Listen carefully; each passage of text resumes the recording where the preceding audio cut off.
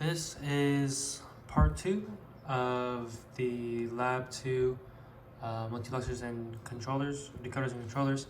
This is the clock return to Y17, which was the original mux rate that was stated in the lab. This is going to demonstrate what I mean by flicker. Flicker is whenever you cannot recognize this last number. And so I originally said that at Y21, flicker was not there because you could recognize what number this was before transitioning to this next number. And so I would demonstrate this as flicker. This is at Y17, and this is just a demo that my reset button works. So if I hold reset, it goes back down to 0 and it will restart the count. And this is my start stop. So start stop, and it just stops on the value that it's going to increment next. And so I will let this run until we get to FF, I guess.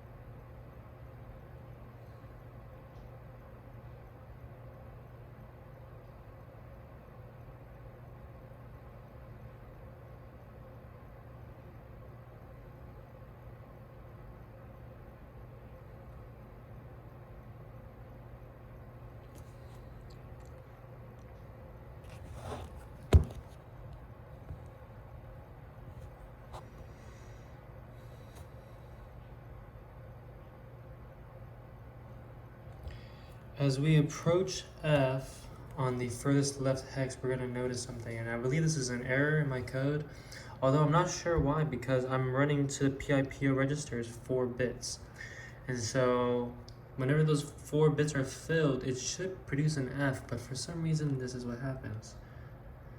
C, D, E, F, and resets to 0 for some reason. So actually that is correct, because never mind, yeah, that is actually correct, because we're seeing this as an F and this is an F. This is fluctuating so fast we can barely see that this becomes an F, and this has so much flicker that it cannot detect the F. But the value that we actually got before it reset it was F, F, F, F. Then before we can see it, this turns to a 0 and it restarts to count. So the value actually does go from 0 to 4 Fs. And the code is right. And so as tested before, this is the reset. Resets to 0, resets to count. And then this is the start stop.